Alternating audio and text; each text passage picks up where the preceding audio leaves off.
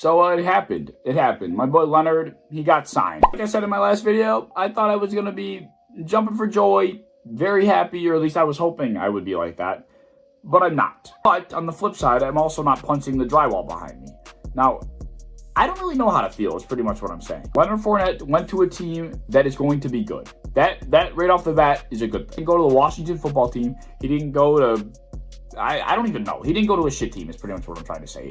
The Washington football team, if he would have went there, I probably would have had holes in the wall behind me. So that right off the rip is good. The second thing, Bruce Arians, he was the coach for the Cardinals for a long time. And he didn't really have the best running backs in his tenure there, but he had David Johnson. David Johnson was beyond good. That guy was fantastic. Best running back in the league for a couple of years.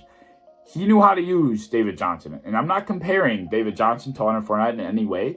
But I'm saying that Leonard Fournette is a big name, somebody that could do all the things that David Johnson was doing. So I'm hoping that Bruce Arians knows that he can use Leonard Fournette in the same way. And I'm pretty sure he does. The issue is that there are so many weapons on that team that the ball just can't get to all of them consistently. Obviously, Bruce Arians knows what kind of running back Leonard Fournette is.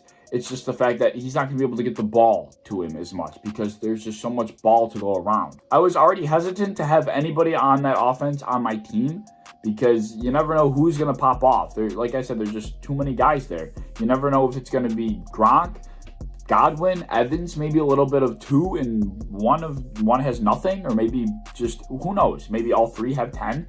Like, you don't know how it's going to be with that team, and it's never going to be consistent, and I will firmly believe that until I see otherwise. Like, I just was not wanting to touch anybody on the Bucs offense other than maybe Tom Brady. But now I have Leonard Fournette, and I just, like I said, I don't think he's going to see the ball enough to be consistent.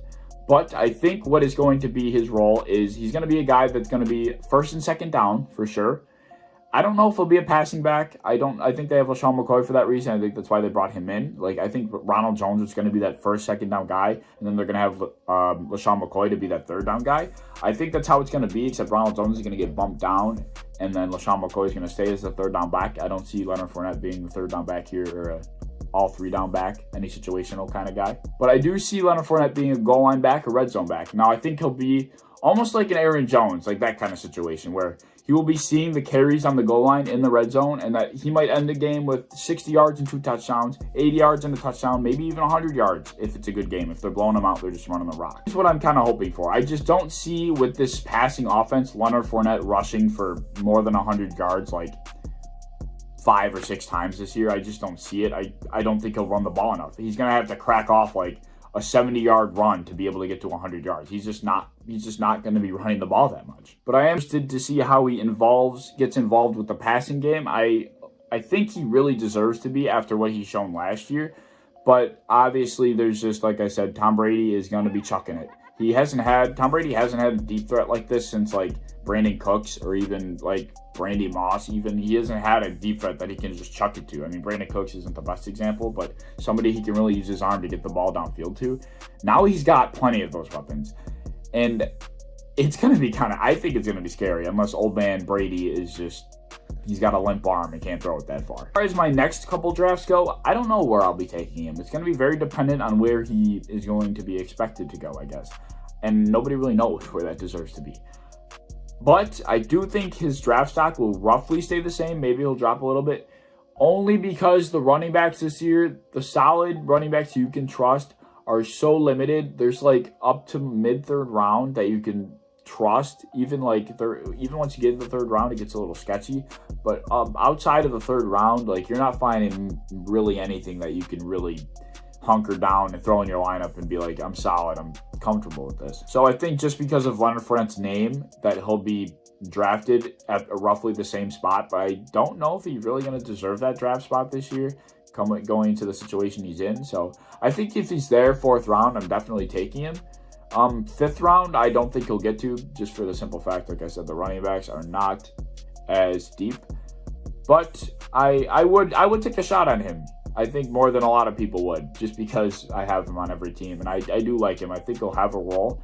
It's just how big of a role. Overall, I think I could see Leonard Fournette finishing like maybe top 30 of running backs, which really wouldn't be that bad for how everything is played out for him. So top 30 really wouldn't be horrible.